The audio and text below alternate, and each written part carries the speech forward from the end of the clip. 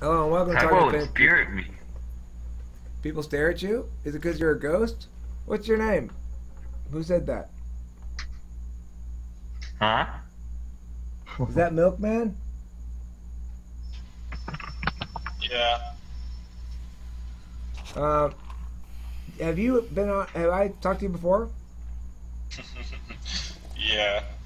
What do you? What's? Why do you name yourself? Is this Lorenz Walker? Yeah. Why do you call yourself Milkman? So I can change my name. It's an Just to option, confuse so why me? not? Just because you're an NTP? Well, I hope you brought milk enough for everybody. All right, so let's talk about beliefs. Did I already start this thing? Yeah, I did. Hi, Coach Eric talking for the people with the assembled people's Texas Hayes here, offering good insight into things. Active participant, muchly appreciated. Milkman, aka Lorenz Walker, who is rocking the new name and a fancy new attitude. Also in attendance, one Mr. David here, who is a famous person from before and also currently refamousing himself. And we've got Hami also in attendance here named Akira, and the ENTP who says he's an INTP, Bo. So we also got QB Sauce here. We're going to talk about the question of what is belief. A lot of people want to ask this question, well, do you believe in God? And my answer is, well, belief is indistinguishable from choosing to engage in certain behaviors. So to say I believe in God is not distinguishable from occasionally I participate in some sort of faith-based activity. So if I pray, I believe in God. If I say I believe in God, but I don't engage in any behaviors consistent with faithfulness, then it's meaningless to say I believe, and vice versa. And the problem is that we keep mistaking belief for a position statement. We think that God exists is necessarily so because I believe in God. That I have to agree with the position statement because I agree with the behavior, or I engage in the behavior. But that's not a meaningful way to parse out reality. So that's my initial flurry of words. Let's see what kind of response we get from people. Well, So, I go ahead. Go ahead. oh, there you go. Okay. Well, I guess that kind of just made me think about taking a position statement or belief. If you believe in ghosts, do you believe in a higher power and or God? Are you saying I can't both believe in ghosts and not believe in God? No, not really. I've had a friend that he said, well, if I one day decide that the ghosts are real, then that means there is a higher power. So I guess they could exist on their own planes, but um I'm not really sold on if there's ghosts, there is a God, even though I 100% believe that there's a God, but I don't think they correlate. So I don't really know if they correlate to an afterlife because I don't understand the function I of take a ghost like that. I take a very sociological approach to these kinds of things because I've read Max Weber's The Protestant Work Ethic and the Spirit of Capitalism. And the word spirit, I think, means something that has a form that can be uh, distinguished within nature, that has anything with its own logic within nature has its own form, and it can be worked with within our minds. So I believe it's not about belief, whether we believe in this form, which we can use, but the function of it, so that we can use this mental construct in such a way that it serves its purpose. So it doesn't matter if it's real or not, but rather if it serves the purpose of whatever you're trying to ascribe to it. Okay. Okay. Well, that seems like kind of a similar approach to the behavioral approach I'm talking about, except you're talking about it sort of as abstract statuses rather than as a behavior. Josh, you had something to chime in about this? I mean, just going back to the whole if ghosts and God and vice versa. I mean, I think if one is real, then the probability of the other being real is definitely increased because it would prove that in some fashion, the existence of non-physical entities or non-physical beings is possible. Oh, yeah, okay, I understand that. Well, but I mean, we already know that's the case because what's a song that exists in your head, you know a tune or something. But that's not a being. Well, why isn't it a being? In what way is it different from a being? It's not personal. The song in your head can't. Can't do what? It doesn't have agency outside of you. Okay, it does, but it has to be triggered, right? It has impact on somebody. Well, right, but that's different than what I'm describing, right? Like, if you didn't create the song, it would not exist. Okay, but the point is, it's something that has distinct boundaries and exists in a metaphysical plane, right? That exists beyond whether or not anybody's currently singing it, whether it's playing it currently, that you know that the song Jingle Bells exists as a single defined thing beyond anybody's it's not a of it. personal being. And who's I to agree. say that- I agree, And but who's it to say that the establishes at least metaphysical? that entities can exist, whether they're beings or agents or not is a separate question. But it, at least it exists. It establishes that objects of a metaphysical nature exist. And, Yeah, I know, I and mean, I who's agree to, that- Oh wait, can I say something? Yeah. Yeah. And who's to say that the metaphysical plane isn't subject to the distinctions of the physical plane? It's like how a software would be developed on a hardware device, but it has to be functioned by the hardware computer rather than just the abstract that that has no form. I think that claim is self-defeating, right? Because if you were to say the only truths are ones that are physically or scientifically verifiable, that statement is itself an example of a truth that is not grounded in sensory perception. Right? That But your statement truth- is true absent your scientific truth- verification. Your truth relies upon the metaphysical, which is constructed from the physical itself.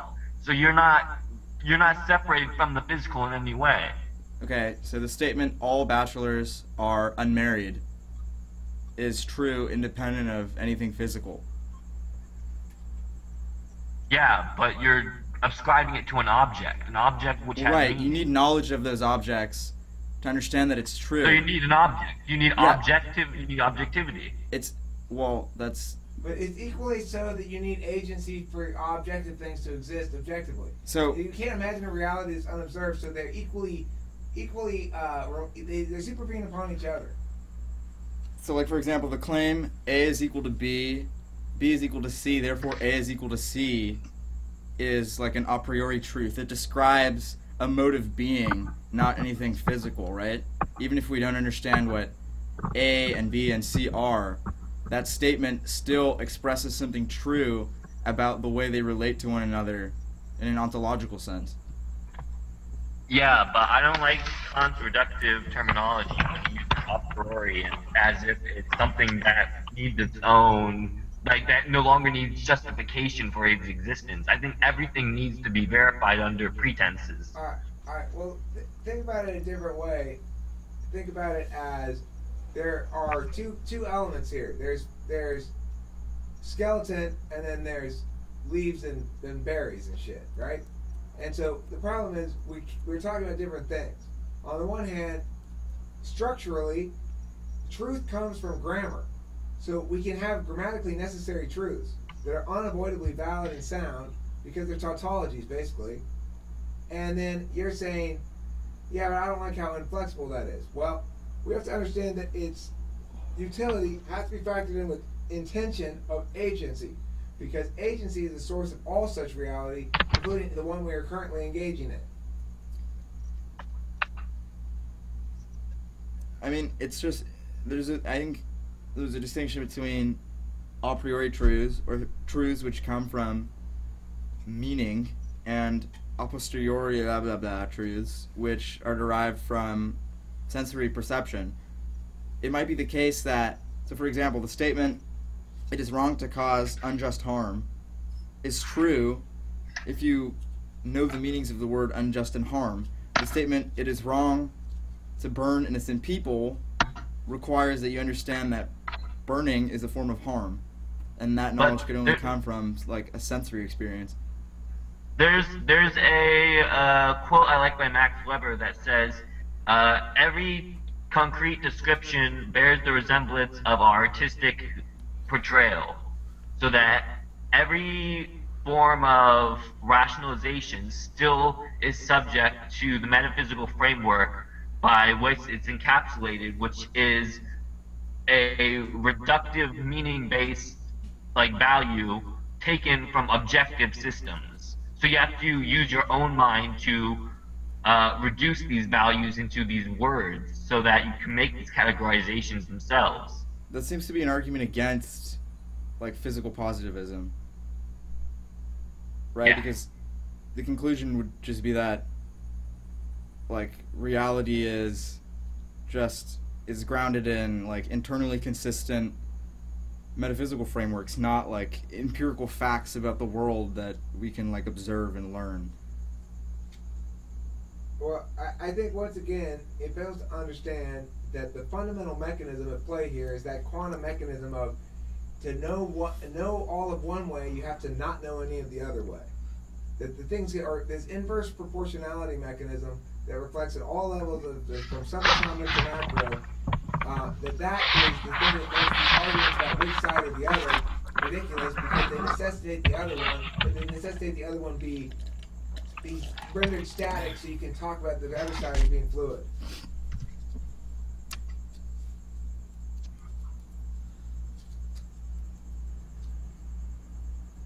Yeah, I think sensory perception is kind of a sham.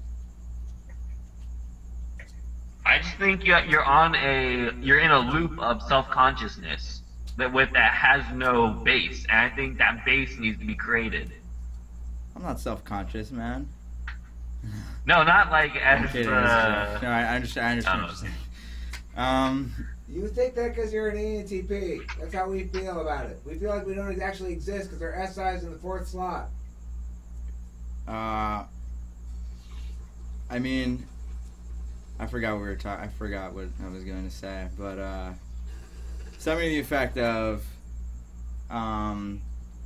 empiricism is one way of knowing things, but it is inferior in its explanatory power to analytic truths, which are unequivocally true.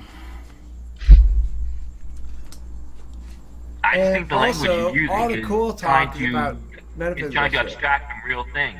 The What was language that? you're using is trying to abstract from real things, and that you're just weighing them on an interest base that you're trying to conceive yourself on the better half of. Well, but look, that's not. We're trying to impact to do the exact opposite. In my opinion, what a sound metaphysical thinker does is say, we've got legitimate normative questions about what I ought to do in my life that are both pragmatic and moral, issues of moral agency. That these things exist Yes, is indisputable. Whether or not we I want to don't frame believe- them in an I abstraction don't that makes it fair and just is another matter entirely. If we do, we want to focus on universality. I don't believe I exist independently, though. I am part of nature itself, and that it creates me rather than I create it. I don't think that's mutually exclusive with any of the things we're saying. Yeah, it doesn't matter. Right? It's a question of whether it's a question of which belief system is more sound: faith in analytical grammatical truths or faith in sensory perception. It's not why are you trying to weigh them as if they're equivalent, though, or as if you're trying to judge them They're on not the equivalent. basis. Analytic though. truth is better. Okay, well let's I change. don't think that's true, though. I think Let's- that's based on that's an unobjective means of observing things. That's a value-oriented system rather than an objective system. Let's look at it. The change the words from the words that we're using, which are kind of mushy, to principalism versus particularism. Are you arguing in favor of particularism? I have been for a while now, but Okay, so you're arguing in favor of complete arbitrary decision making that allows more coercion and justifies just about anything if the arguments are good. You're arguing Not in favor of an necessarily. I think ENTP you don't nightmare have world. to. I just think the options should remain open, and that we have to take the prerogative first. The first thing you take is the prerogative, and then you make out with the principles, make up with the principles of what you should do afterwards. That's how you act because of your cognitive function stack. It's not how you're supposed to act. I don't care. That seems to collapse the distinction between is and ought, and I also don't think that that is really responsive to what I'm saying. Right, is not responsive at all I think because it's ultimately we're good. talking I think about the Hegel's long correctness proved of a those system. distinctions to be irrelevant under the unification of idea itself. What was that? I think Hegel long disproved these like dualistic interpretations of under the synthesis of idea itself, that we can have these abstractions we work with, but not have to weigh them on a basis of something else. Well, if that's the case, then why should we listen to you at all? Because you see the values which I'm No, you ascribing just to destroyed all the reality, meaning in and your then arguments. you I don't use ascribe to those that, but you values. do. Okay, I don't ascribe to Huh? that, but you do. So you're subject to your own framework. Under your own framework, none of your sentences mean anything. Now listen, I don't ascribe to your framework, so my sentences still mean shit. So you lose. But you have to take in values. Your sentences don't mean anything. Remember, you just destroyed meaning for your side, not mine. But the very fact that you're taking in the value that they're meaningless is a Your value in sentences itself. don't have any meaning. Remember, it doesn't matter what you say because you destroyed meaning. You're making a value judgment. You're making I'm a value not. judgment. I don't You're not even understand. saying any words. I don't understand how, like, saying, like, all bachelors are unmarried, like, suggesting that statement is necessarily true. How does that make any sort of a value judgment? No, what he's saying does. What? That all of it's meaningless. That my sentences are meaningless just because of your value of it. No, I'm saying you're trying to dismiss. Hey, independently stop of your and judgment. actually listen for a I- second. Stop and listen. My statements exist independently of your judgment. Stop and listen and learn something for a second, okay? Yeah. Now look, you're trying to negate one of my points, right? That's what you're trying to do with Hegel. You're saying, no, Eric, I'm going to reduce your arguments to something that's functionally meaningless because I'm not winning the point when I'm arguing the other side of the meaning you're arguing. And so I'm Just because saying, you don't understand it. I'm saying to you specifically, no, I disagree with your negation. Here's why it's wrong. The reason it's wrong is because you're using a skepticism kind of objection, saying, no, the meaning you're making isn't real meaning, blah, blah, blah, blah. Here's why. It's just a matter of I'm these not subjective making that things. at all. It's, okay, then explain to me your point on Hegel. In which way did it negate what I was talking about? That ideas exist independently of the being, so that you don't need to. You have to have a physicality for that idea to take place. That has to have a subject. That has nothing to do with anything we're talking about. That also seems contradictory, right? If ideas are... It has to do with what I said in the first place, what I said before. Which is what? How is this responsive to anything we're What you saying? said between the distinction between ought and is, that it's not a objective distinction you're trying to make, but a value-oriented one. Well, first off, I don't really understand how this is responsive to what we're saying, but why is it the case that value judgments can't be objective? Because they are inherently based in Is the subject. racism bad? Is murdering babies bad? I think that's completely indifferent to nature. That doesn't answer the I'm not question. nature. Can we I'm come to not objective conclusions about those axiological questions? Is it bad No, to rape it's people? It's not objective. Doing that It's is not objective? objectively bad. So you think there is some possibility that it's morally permissible to rape children? I mean, I'm not saying that that's a thing that should be done. That is I not think- a should to be that. Sure. but Why it's a can't possibility that ought exists claims in be nature. objective? Nature is completely indifferent to those things. Why are we relying on a naturalistic fallacy to adjudicate Yeah. the issue? It's not natural because there is something called nature which is beyond us. Okay, so in nature, animals do whatever the fuck they want. They kill each other. They rape each other. Should we model our You are not behavior off nature. of that? You are not nature. What am I then? You are a effect of nature, but you are subject. I fail to see how this indicts my belief that logic is a sound way of producing knowledge, or how this proves that claims such as murdering innocent people is bad. I just think your Are in any way axioms subjective. are based on objective truths rather than independent of themselves. How does that substantiate the claim that what is natural is the supreme test of what is It's true. not the supreme test. I think that subjective values can compete with one another completely. I like that. I like that. Okay, my idea subjective value is that slavery is good. Is that as legitimate as a belief to the contrary? I think that my belief that I should be able to kill you for that belief is just as valid then. That doesn't really seem to answer my question. So you So that my abolitionism against your slavery can be competed against it, but still valid. Now, what if you're trying to abolish my ability to hire somebody? Is that okay? Yeah.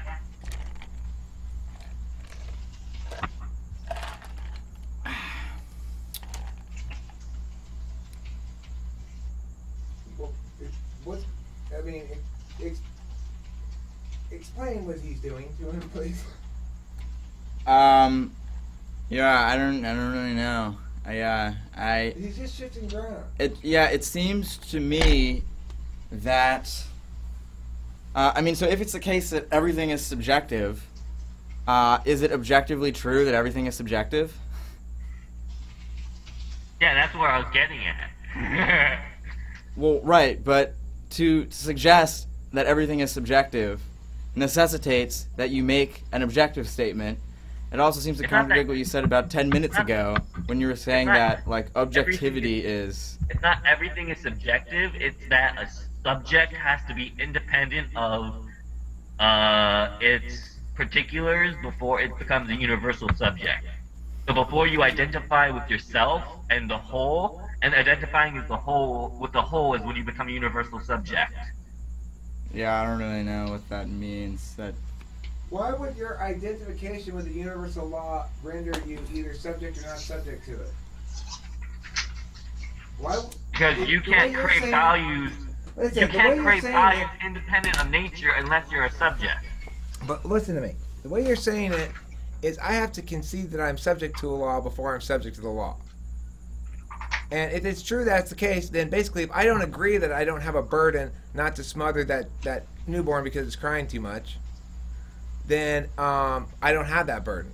I can just go ahead and do it. I don't agree to that. Or I don't believe in I that. believe or whatever. facing that burden is an important thing we should do, but I don't think that's a Important in what inherent regard, thing. right? If it's not an objective mandate, why is it important? I don't think this is just because it's the very word important implies a value. That So- doesn't prove, though, that value can't be objective. I know, it's not that it can't be objective, but it can be important, that we can use it. That value can be a tool. Let's use different words. Absolute or relative. You're making claims that these values, because they're values, they're relative. They're relative to your cultural understanding, your expectations, or some other garbage like that, right? Not But that's necessarily. not Some true. things are It's exactly the opposite of what we're saying, and you failed to establish it at all. I'm not saying that some values can't be objective, or we can't get them from objectivity, but you have to have a subject to interpret them. Well, listen, what you're saying is you have to be a living human to care about this shit. Okay, duh. Dead humans don't care, animals don't care about it. Fine, I get that. Now, can we actually talk about the thing that we're talking about, or are you just trying to scramble back to such minuscule ground that you can't actually be pinned down as being wrong about anything? It's not about being wrong or right, Phil. It's My about what we're ass! trying It's not about being wrong. You spent the whole last fucking bunch of time telling us we're wrong. That to suggest that it's not about being right or wrong is exactly I don't why. care about who's right or wrong. I like being open-minded and being open to new theories and like changing them. Okay, fine. We get you want to be able to advocate sides that aren't correct or whatever. Fine, get that. I mean, I was arguing that ghosts were real a couple seconds ago, but you know, You could have won that one, though, maybe. Does this start from the notion that ideas can exist in your head and still be, a part of reality versus, things that are physical? I guess I think that's what the conversation is on. Yeah, like that. Like, All right, are we done with this topic? That's a good length for a video. That was good. I bet. I don't know. People might think it was harsh. There may be plenty of audience members who felt like Bo got ganged up a little bit on. I meant to say out of Dash's way, but I couldn't help but chime in periodically. Yeah, it was a good joust. It was, Bo. Hey, as before, Yeah, that was fun. you Thank give no quarter. You're making bad arguments, but you're giving no quarter. I'll tell you that. And you know how to scramble. You know how to scramble with the best of them. So, okay. Thanks for watching Talking with Ben, people.